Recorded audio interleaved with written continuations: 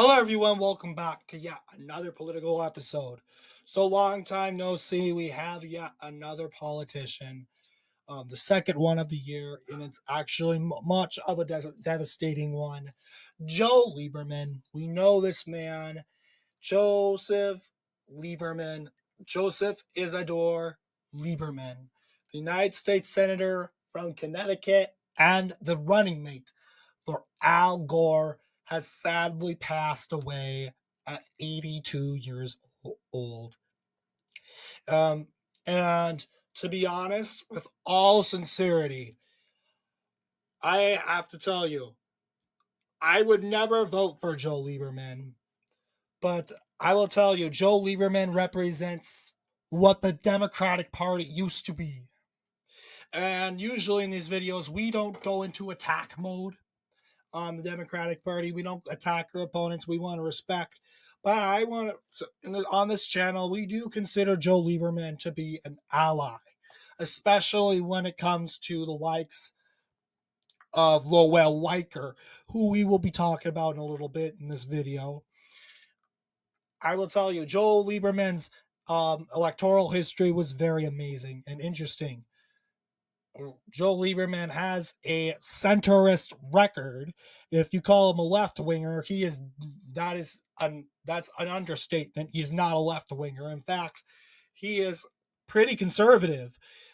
Even so, too conservative that he was rejected by his own Democratic Party, where he was forced to create his own political party in 2006, the Connecticut Party.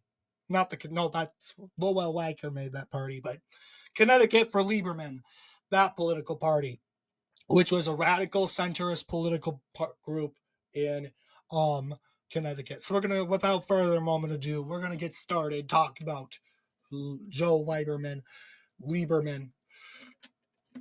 So he has his own electoral history.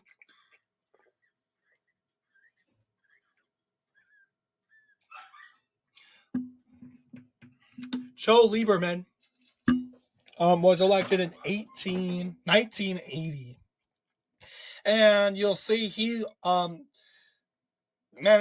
actually was running against Lawrence DeNardis, and who is a Republican. He managed to win the election in Connecticut's 3rd congressional district, which we know in Connecticut House of Representatives.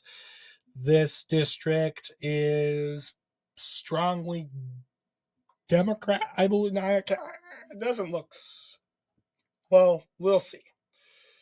Before I make that claim, yeah, it's a Democrat stronghold for the most part, occupied by Rosa DeLauro. Oh, she has pink hair. That's not a good sign. Radical Democrat. But anyway, you'll see here that Mr. Lieberman lost that election by just a little bit, 46.46%, being a part of the Democratic Party. In 1982, Joe Lieberman ran in the Connecticut Attorney General election, where he successfully defeated William H. Champlin III by a landslide. Champlin only escaped winning Fairfield County, which today is it's the most Democratic county, Democrat stronghold in Connecticut, the most Democratic county in Connecticut, but it never used to be this way. Fairfield County used to be one of the most Republican suburbs in Connecticut, one of the most conservative suburbs in Connecticut, by the most part. And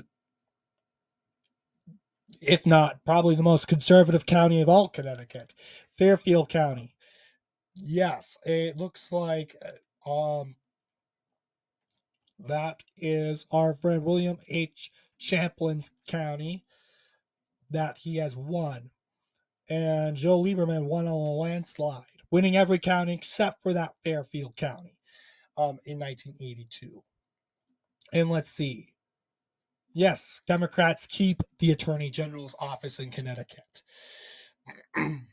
Joe Lieberman would be reelected in 1980 6, winning 64% of the popular vote. Thus, that he did very good in the Hartfield area, in Hartfield County. I believe this is Tolland County, if I am not mistaken, where he carried those counties by 70%.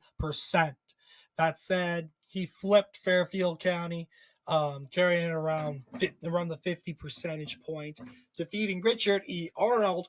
Arnold ended up not carrying anything. Huge L to him. In 1988 is my favorite election in probably all of Connecticut. I just love this election because it's different, you know? And we need a background because this is going to be a bumpy ride. 1988. This is Lowell Weicker, and I will tell you, Lowell Weicker, I still have my cold. Lowell Weicker is a disaster. He's probably the worst Republican in U.S. Senate history. He is labeled the most progressive Republican in U.S. Senate history, most liberalist Republican. He's not just anti-Trump, by the way. He died last year in his 90s, actually. Let's see. 92. Yes, Lowell Weicker. He isn't just anti-Trump, and he was anti-Trump. But he went on to being anti-Richard Nixon. He went and ended up being anti-Ronald Reagan, anti-Bush, anti-everything, and he would soon leave the Republican Party to create his own political party. And we know this party today to be the Connecticut Party,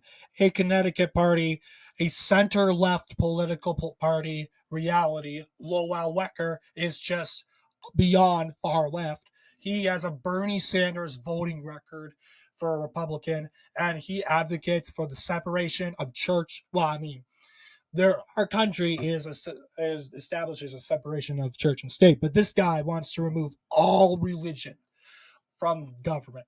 All religion. God we trust. No God.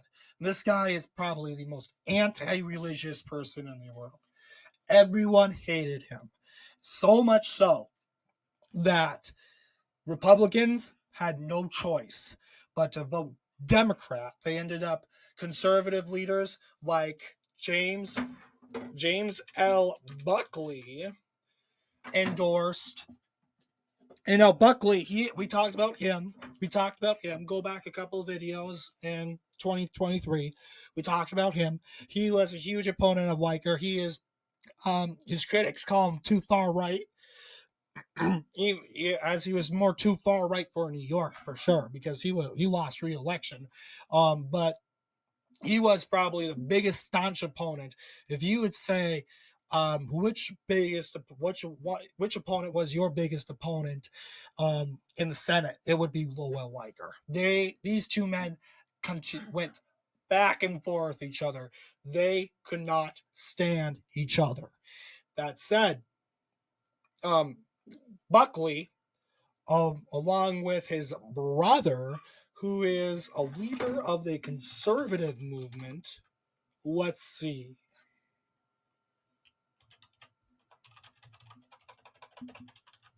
Now, his brother, which was a leader of a conservative newspaper, they would go ahead and endorse Democrat Joe Lieberman. In fact,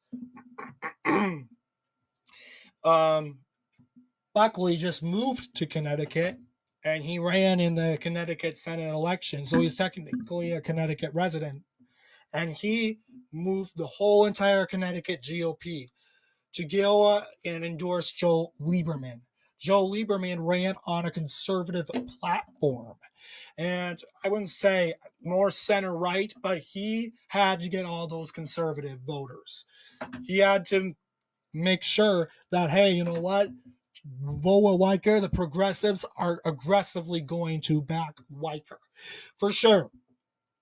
But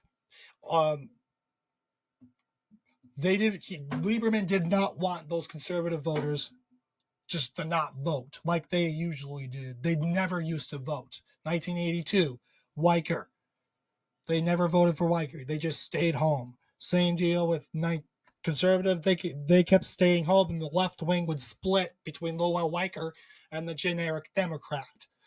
So Buckley would go and endorse Lieberman, and not just that, but other, which a lot of people call far right people, would go and endorse Lieberman for the senatorship, and he would end up winning just by a little bit, just a little bit, and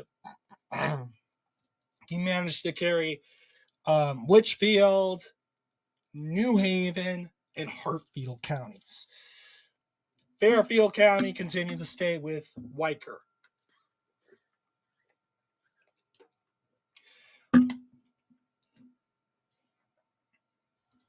But he still stayed there. All right.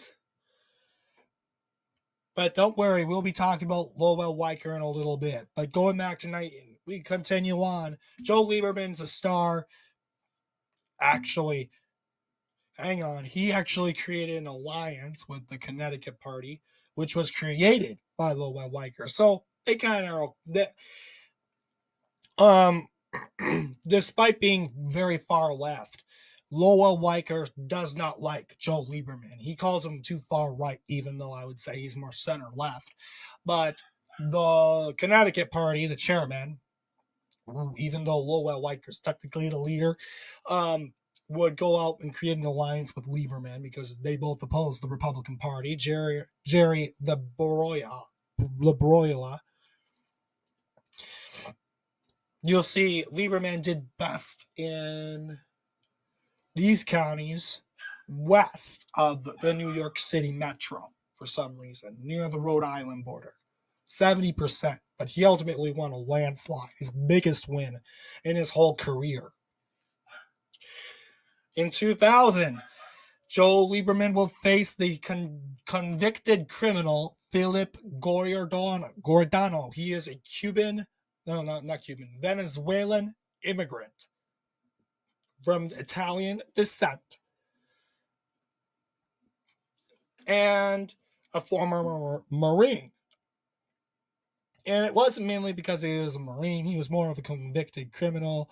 You'll see he has federal convictions, state convictions, federal sentence of 37 years in prison, state sentence of 18 years in prison. So yeah, this guy was demolished. 34.17. I mean, that's pretty good for a criminal.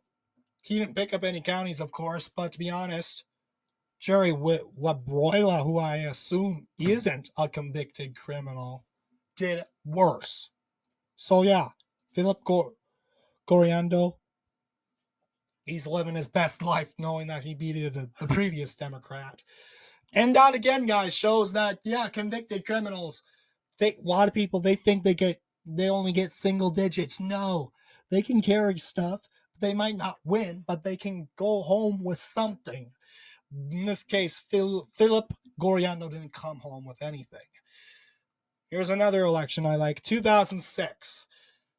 What? This is going to be awkward. So let's go and get some background. Democrat Party does not like Joe Lieberman. Unlike conservatives, they love Joe Lieberman. In fact, Joe Lieberman ran on the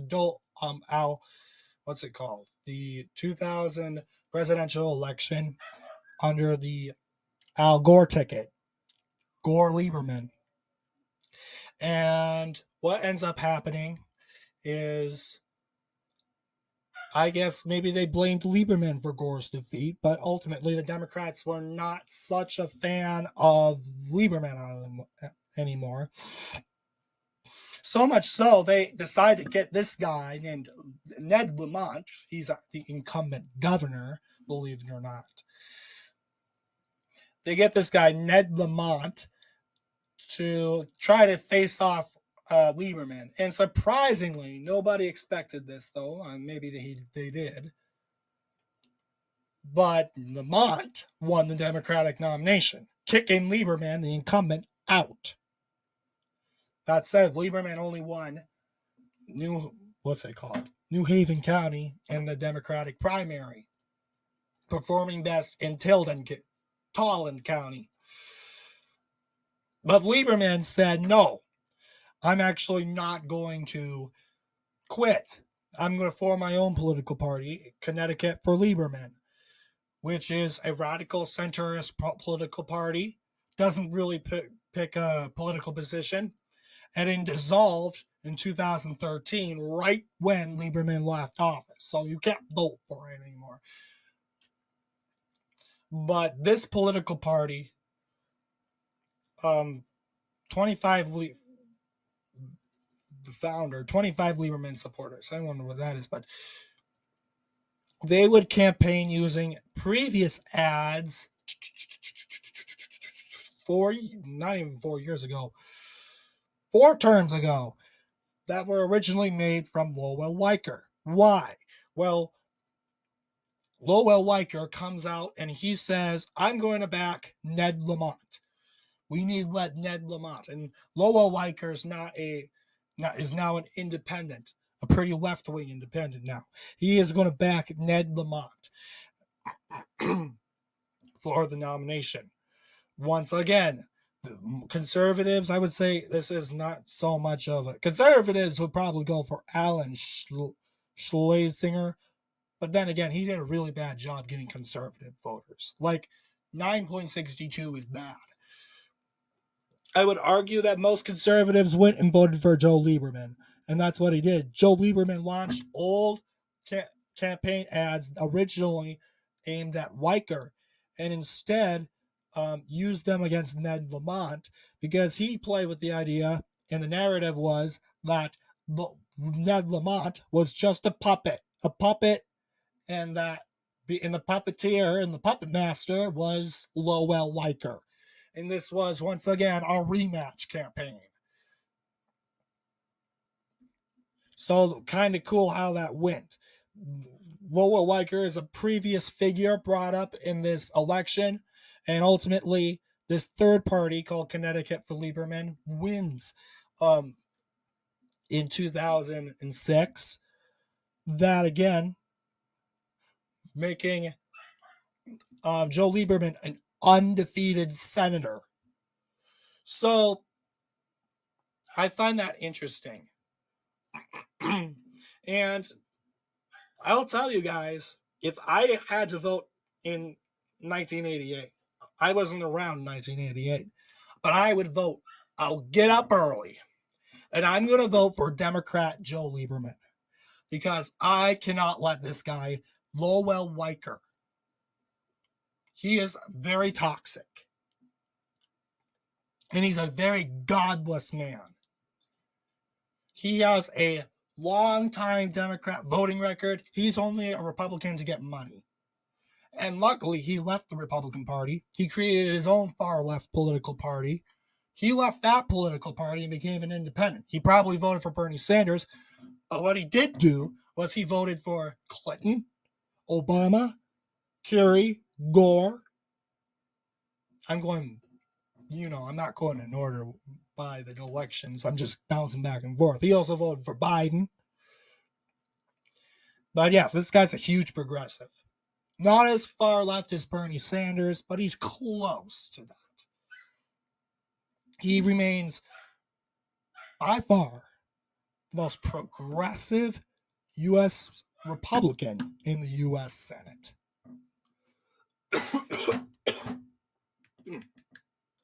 So, what do you guys think? Joe Lieberman, I don't agree with him 100%. But when it comes to the 1988 election, I'm with him 100%.